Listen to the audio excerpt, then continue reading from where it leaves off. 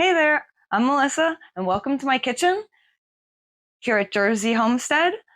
So normally, all my videos so far have been outside garden videos, but I make this quiche for breakfast before work every morning. I work mostly full time, and it saves me a lot of money and a lot of time in the weekdays, so I wanted to share it with you guys. Okay, so here's all the ingredients we're going to be using today for the quiche. We've got flour, butter, and one of these eggs. For the crust, I'll also be using a little bit of water and the salt. And then for the custard part of the quiche, we'll be using the rest of these eggs. Nine eggs, because some of them are pretty small. Normally I would use 8, but I'm going to use an extra one. And some milk. And I'm going to cook up this bacon and then this cheddar cheese. And I like to put tomatoes in my quiche as well. And so this time I'm going to use these diced tomatoes with green chilies. So first, we're going to make the crust. It's a very quick, easy crust.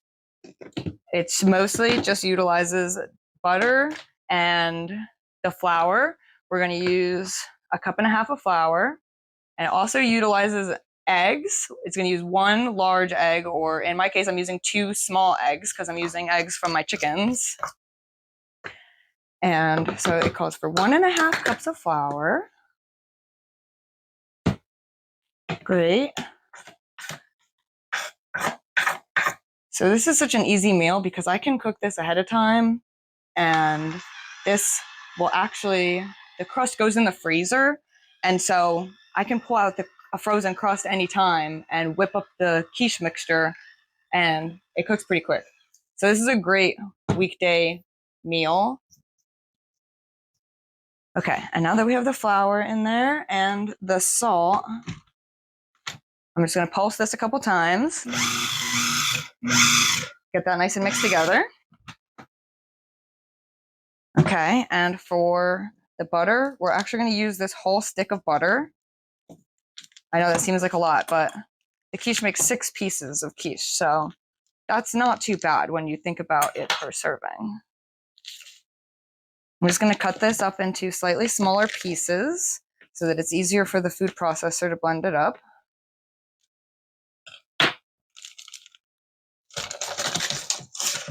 Great. And I'm gonna put this lid back on here. And I'm gonna pulse it a few times. It's gonna break up that butter. And we're gonna get almost a coarse mixture.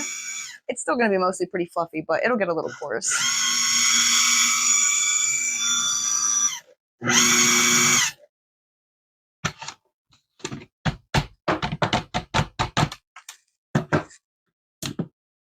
Great. So that's what it looks like. You can see it has a little bit of a coarse texture to it. Okay, and so now we have our eggs, and I have a little bit of ice water that I've had sitting here getting cold, and so I'm going to measure out 2.5 tablespoons of this ice water, and then I'm going to put it into the egg. Oh, I splashed some. What the heck? I'm going to pour a little bit more in just to make up for that splash. Okay, now we're going to whisk these together. Easy peasy. Just a nice light whisking. I know we're putting it in the food processor, but this just helps it all blend together a little bit easier, because the dough it's going to turn into a dough really fast once we add this. And so we want it to be really well mixed together. Okay. So now I'm going to pour this egg in.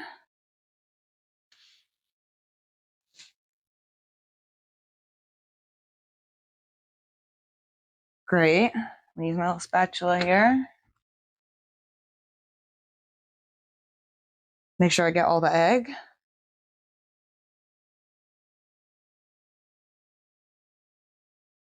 Nice. And now the magic happens. So we're going to pulse this. Very gentle pulses, quick, gentle pulses, because we want this to mix together, and then it's going to turn into a nice dough. You see how it's already going? And now I'm gonna do it a couple more times. And there we go. And it's a dough. Okay, great. So I'm gonna get this stuff out of the way.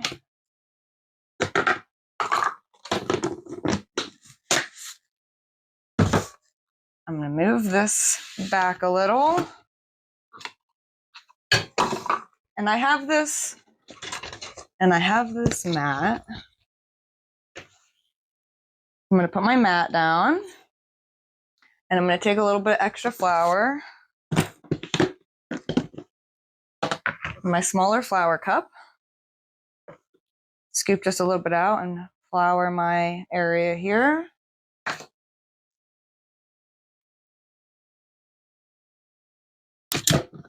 And now I'm just gonna dump this out.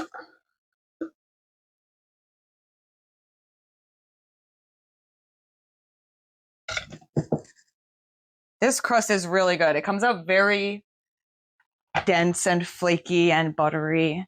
And I'm just gonna grab my rolling pin now. I'm gonna smush this down a little bit. I'm gonna take a little bit of my flour and kind of rub it onto my rolling pin. That's great. And now I'm just gonna roll this out. I'm gonna move this out of the way.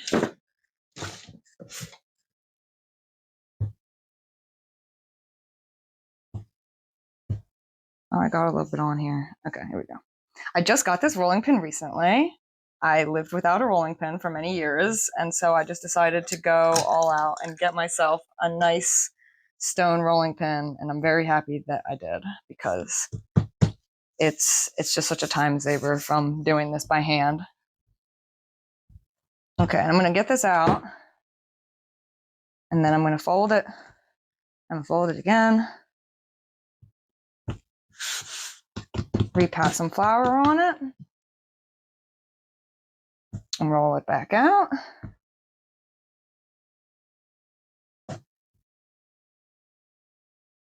So we're going to be using a 9-inch, I'm pretty sure it's a 9-inch non-stick pan for this. So, and they're much deeper than the glass pans. So I would recommend, if you're going to be using as many eggs in the quiche as I do, that you use a pan that's really deep dish like these are. More of cake pans than pie pans. Okay, and I'm going to try, after I've done that a few times here, I'm going to try to round this out a little. And now I'm going to try to roll it out so that it's an actual round shape for the pan. You can fold it and keep rolling it out as many times as you like, really. It will lead to it becoming incredibly flaky, and it will actually separate while it's baking and push the eggs around. So I don't recommend folding it more than like 2 or 3 times unless you know the secret to preventing that from happening. And if you do, let me know, because I'd love to be able to fold this more and get more of like a layery baked croissant kind of texture almost, or phyllo dough. But for now, it's just a little flaky, and that's fine. Okay, so this is coming along. We're almost at the edge of my pattern circle here on my mat, which tells me that that'll fit in my pan. And also because this freezes, I don't put any oil in my pan. I'm just going to take a little bit of this flour again, just like at the smallest bit, like a teaspoon, 2 teaspoons, a tiny bit. I'm just going to like, just get it all over there. Gently, just like touch it, smoosh it around a little. And then I'm going to dump the excess out. Great. Then I'm going to take this nice dough that I've rolled out, try to even out those corners. It was a little square. And I'm going to lay it over here. And I'm going to tuck it. I'm going to like let it lay in there, right? You're going to hold up the edges and I tuck it in so that we don't get any air gaps underneath the crust. This maximizes the amount of egg that you can fit inside the crust because the crust is nice and against the edge of the pan. If you're not careful with this, the crust will make a big air bubble, and it is very sad. And so I'm going to lay this all nice and down in here. And then we're going to take like the excess that's up here, and we're going to kind of like roll it and moosh it and make it more where there's lower spots. And then on this side, I'm just going to tear this big piece off, smoosh this stuff.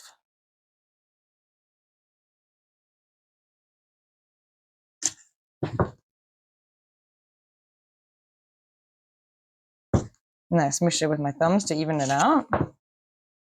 And I like to get it a little bit over the pan edge so that I can get as many eggs in here as possible. Because again, I would recommend using 6 large eggs, but I'm going to use 9 eggs of mine because my eggs are medium to small. And so I need extra eggs. Also, I was doing the math, and this quiche, I cut this into, so it's, it's about this size, and I cut it into 6 pieces. And so it's 6 breakfasts, and each of those breakfast slices is a little over 500 calories. So it's a nice hearty breakfast, and it's healthy. No well, the preservatives in the flour. I'm not home milling my flour yet, but it's much healthier than like eggs that you would get from McDonald's or something like that. Okay, and then so I'm going to take this last little bit that I have. Oop. Floor's clean. Don't worry.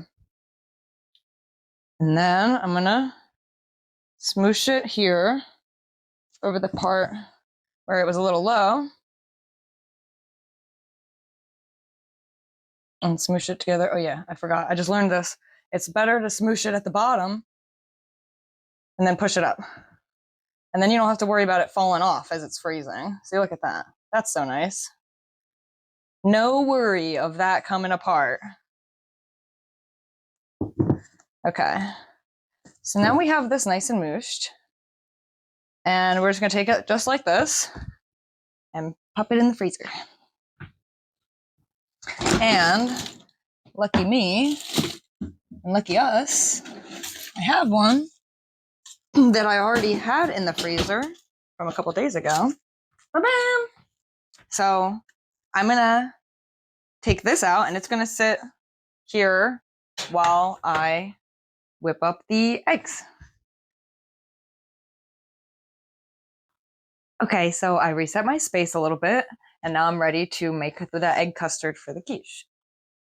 So first, what I'm going to do is I'm going to grab 10 pieces of my bacon here. Ooh, it's sizzling. Look at that bacon. Great, I'm going to chop that up.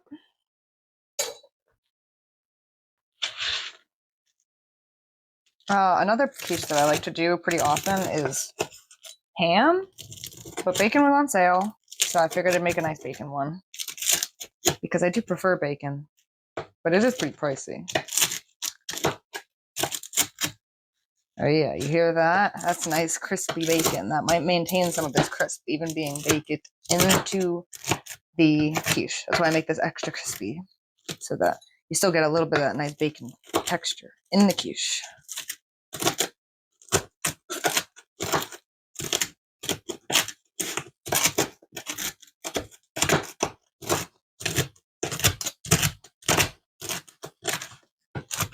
Okay. I'm not being super precise on the sizing. I just want like a rough chop.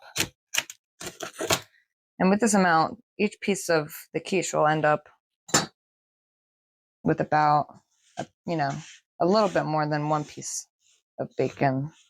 Like 1.5 pieces of bacon per piece. So that'll be nice. Oh, my dog just howled. I don't know if you could hear her, but it was pretty funny. Okay, where is my can opener? I forgot to check for the. You know what? I'm getting ahead of myself. I don't need this yet anyway. Okay, so in addition to the bacon, I've got this nice Irish cheddar cheese that I got. And I'm going to open that. And I'm going to use a little bit more than half of this package. I would normally shred this cheese or like grate it, but my cheese grater broke, so I'm going to chop it up into little pieces, which is just as good, especially if this is a good cheddar, which I'm hoping that it is. Oh yeah, this is nice. Okay, so I'm gonna chop it. So I'm gonna start with these little slices, and then I'm gonna chop it into like little cubes, little mini cubes. And then if it splinters or breaks, then that'll be okay too. And I'm just gonna use a little bit more than half of this. And this is like a 7.5 ounce block of cheese. So my goal is 4 to 5 ounces of cheese. That's nice. I'm a big cheese fan. If you want less cheese, use less cheese.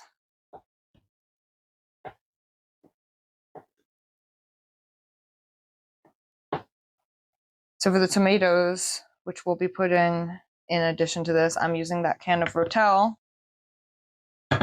And you can also use fresh tomatoes, but I like having the cooked tomato flavor, and the quiche cooks at a pretty low temperature, and so it doesn't really, if you use raw tomatoes, it doesn't really cook them that much, and you're going to get that raw tomato flavor, which is nice sometimes. But this time I'm going to use the canned tomatoes, and I'm excited to have it with, I haven't used Rotel before, I've used canned tomatoes, but I'm excited to have it with a little bit of the chilies in there. I think that's going to be nice. Okay, I'm getting a nice dice on this cheese now.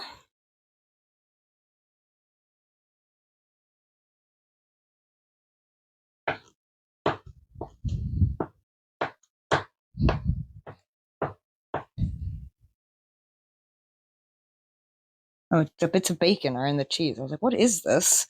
It's the bacon.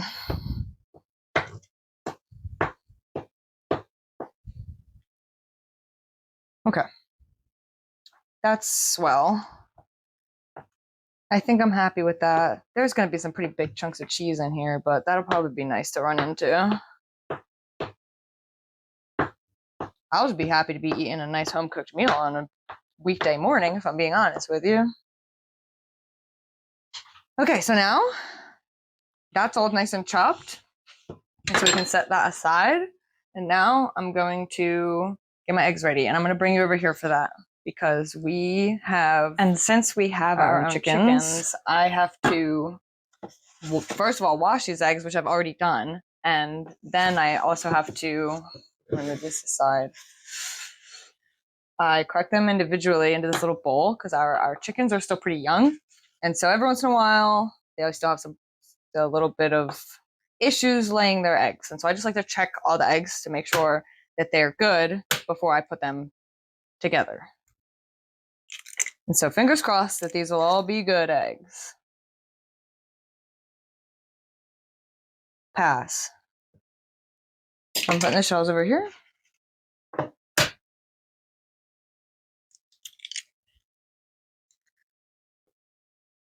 Oh, that one looks good too. So like I said, my eggs are not very big. That one's pretty nice speckles on that one. Our eggs are not very big. I'd say if you got an extra large egg in the store, that egg would probably weigh 65 to 70 grams. And my eggs, I'd say weigh 50 to 65 grams on average. And some of them weigh as little as 35 grams, like this egg. This egg only weighs 35 grams. So my eggs are much smaller than regular eggs. And because of that, instead of 6 eggs, I'm going to be using 9 eggs in this quiche recipe.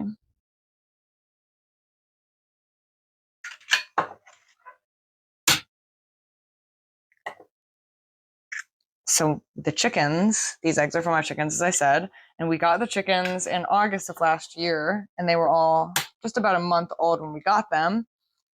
And so this was their first winter, and it was also the coldest winter that we've had in my adult life. And they all survived, all 6 of them survived, which is very nice because they do have a disease that we found out shortly after getting them. They all fell ill with what we thought was pink eye, but it was actually, it's called Mycoplasma gallisepticum, and it's a respiratory uncurable illness in chickens. And so we like it can be treated with antibiotics, but we don't have any antibiotics that are strong enough to like permanently get rid of it. And so because of that, they're carriers, but we've never had another outbreak. Oh, I'm so happy all of these eggs have been good. We have another outbreak, and they all survived all winter. Look how long this egg is. How weird is that? Having chickens has been producing so many like fun new types of eggs. And so I didn't know, all of them were a little stunted in their growth because of this disease, and I really wasn't sure if they were going to make it, but Charles got them really good heat lamp, and we wrapped up their run with plastic to keep the wind out a bit, and that all helped a lot, and they all made it. And our scrawniest rump chicken was Jang. She's our gray one. If you saw in any my one earlier video, they were in it. She was very small and scraggly, and it took her a long time to grow, but now she's by far our biggest chicken. So I have all the eggs in here. They were all passing eggs. They didn't have any issues with them. So now I have this great electric whisk, and so I'll leave you over here while I whisk this together. And then I'm going to move you back over there. Okay. So here's my great electric whisk. And now I'm gonna put a little bit of salt in here.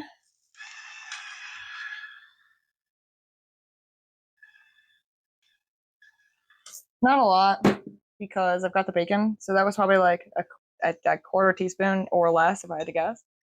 And now I'm gonna pour my milk. It's a little bit less than a cup of milk.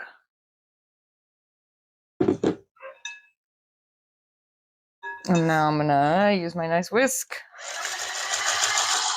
If you don't have an electric whisk, obviously, you can just use a regular whisk, but I have issues with my wrist because I work with my hands. I work in electronics, and so this just helps my wrist not be a total disaster all the time. And it also makes it very quick, and I would definitely encourage anybody thinking about getting one of these to get one. This is actually an immersion blender that has a whisk attachment. So highly recommend if anybody's in the market for one of those. Okay, so I'm gonna take that off. Oh no, my plug. So I'm gonna take that off and put it over here. And now I'm gonna get you back over here. Okay, and now at this time that I have this all mixed up like that, I'm gonna turn on my oven. I'm turning my oven on to 325. Great. It's still a little warm from earlier. I'm gonna get my egg carton out of here. And now I need to find my can opener. Okay, I found it.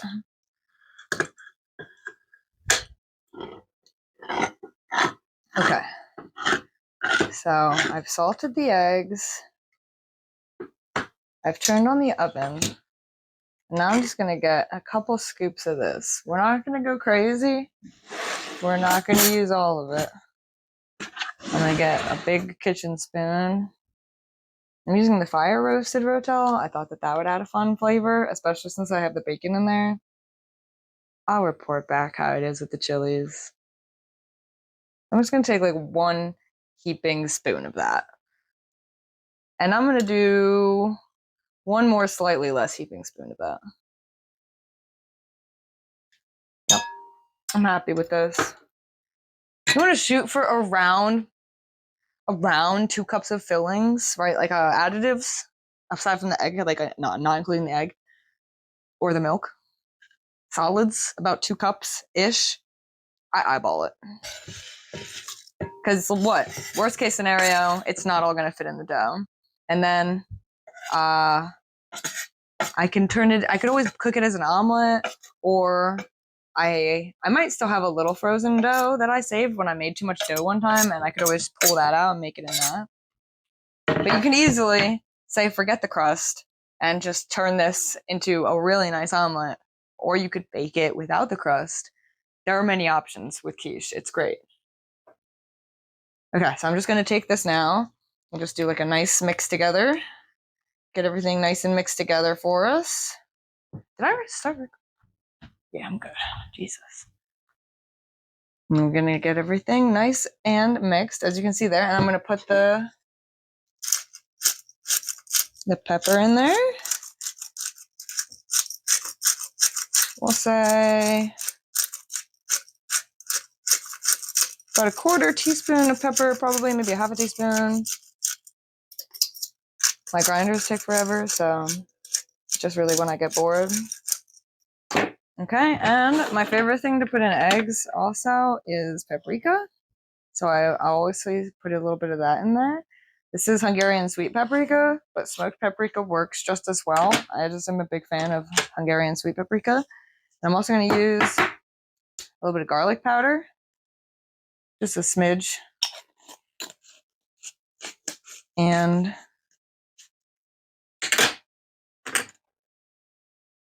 a little bit more sodium, just a tiny bit. And I'll give that one more mix. And now I'm gonna grab that crust. I put it back in the freezer while I was resetting up the kitchen. And I'm gonna grab it. And my oven is like less than 100 degrees away from warming up. So I think that it's fine. So here's my crust that I had already frozen. It's not the one I just made. It's one that I had in the freezer. But if you are gonna use the crust that you just made, you gotta just leave it in the freezer for at least 20 minutes and then it's gonna be fine. Otherwise, you can leave it. I have accidentally left these in the freezer. I just uncovered for 2 weeks and they were okay. So I wouldn't recommend doing that. If you're planning on leaving them in there that long, throw them in a bag or something. You could easily take them out of the pan and put them in a bag. But we've got the nice quiche crust. So now it's no oil still. It's just I had that flour in there from when I made it that time.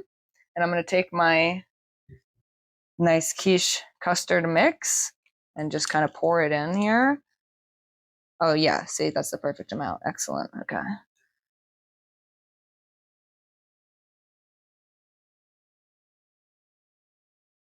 Try to scrape all this out of here.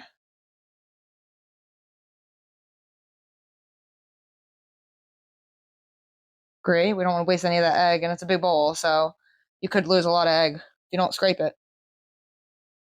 Okay. And then we just mix all of this around a little bit so that all of the mix-ins are below the surface of the egg. That was the oven warming up. What perfect timing. Okay, great. So now I'm just gonna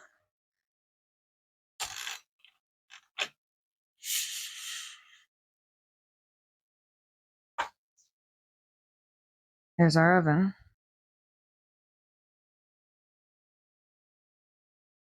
I'm gonna put the quiche in the oven.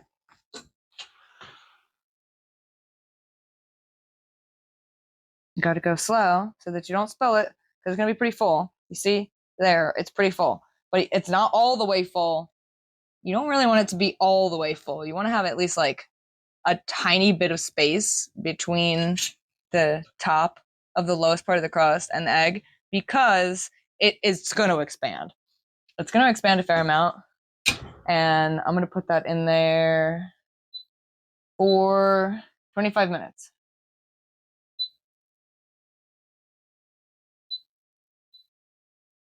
And it's gonna puff up pretty good. But if you have if it's up to the top of the crust already when you put it in, then the egg will spill around the edge of the crust before it has time to get like the set on top of it.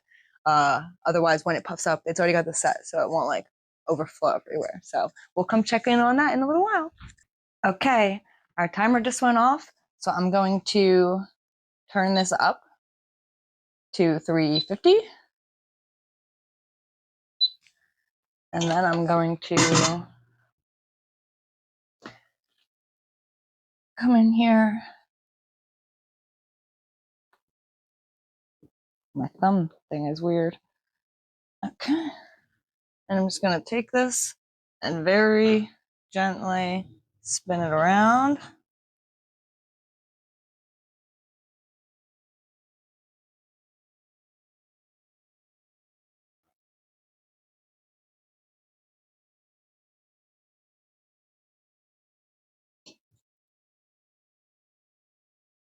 and then recenter it. And there we go. I'm going to reset the timer here for another 25 minutes. Oops. We just got this oven and I'm still adjusting to how quickly it moves around. Okay. Okay, great. And so we'll be back. Okay, so this is done now. And I'm going to,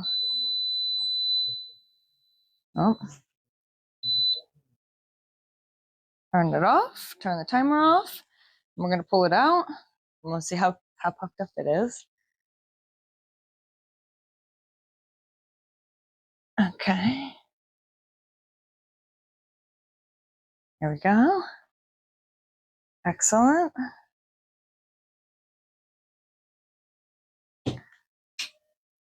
So that's done.